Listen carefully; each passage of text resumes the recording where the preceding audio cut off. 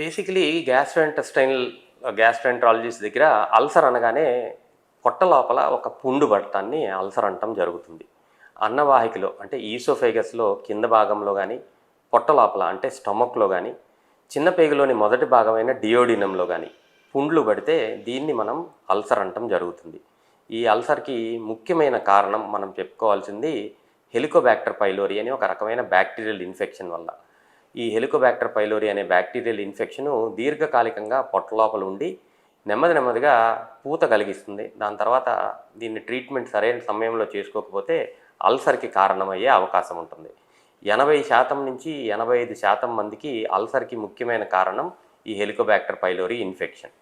Next common cause ఈ ulcer రావడానికి ముఖ్యమైన కారణం పెయిన్ కిల్లర్స్. మనం ఏ తలనొప్పికి వచ్చినా, కాలు నొప్పి వచ్చినా పెయిన్ కిల్లర్స్ అనేది ఓవర్ ద కౌంటర్ చాలా ఎక్కువగా వాడటం జరుగుతూ ఉంటుంది. Non steroidal anti inflammatory drugs అంటారు వీటిని. ఇలాంటి మందులు ఎక్కువ శాతం వేసుకునే వాళ్ళల్లో అల్సర్స్ వచ్చే అవకాశం ఉంటుంది. ఈ అల్సర్స్ అనగా మళ్ళీ పుండు, పొట్ట లోపల పుండు రావటం. ఇది అల్సర్లు వస్తే గుండె లోపల మంట రావటం, కడుపులో మంట రావటం, కడుపులో నొప్పి రావటం. అన్నవాహిక లోపల అల్సర్ ఉంటే కనుక ఆహారం తిన్న వెంటనే గుండె లోపల విపరీతమైన నొప్పి కానీ మంట కానీ ఉండే అవకాశం ఉంటుంది.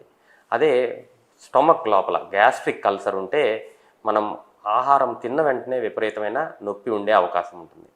డియోడినం చిన్న పేగు లోపల మొదటి భాగంలో కనుక అల్సర్ ఉంటే ఖాళీ కడుపులో ఉన్నప్పుడు విపరీతమైన నొప్పి. ఈ నొప్పి జనరల్గా తెల్లవారుజామున అంటే పొద్దున్నే 4కి మనకి నొప్పి వచ్చి నిద్రలో నుంచి మెలకు వచ్చే అవకాశం ఉంటుంది. ఇది typical sign of duodenal ulcer.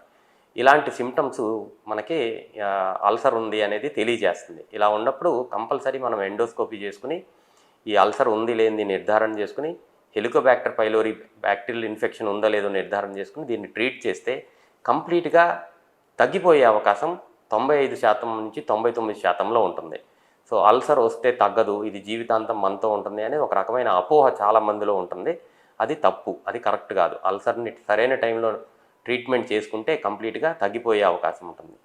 ఎవరైతే ఈ పెయిన్ కిల్లర్స్ ఎక్కువ కాలంగా దీర్ఘకాలికంగా తీసుకుంటున్నారో ఆ పెయిన్ కిల్లర్స్ ఆపేస్తే అల్సర్ తగ్గిపోయే అవకాశం చాలా ఎక్కువగా ఉంటుంది.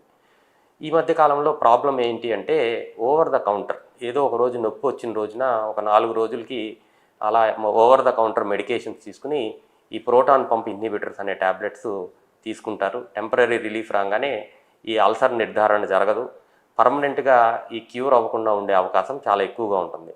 ఇలా జరిగినప్పుడు నెమ్మదిగా ఈ అల్సర్ యొక్క కాంప్లికేషన్స్ వచ్చే అవకాశం ఉంటుంది.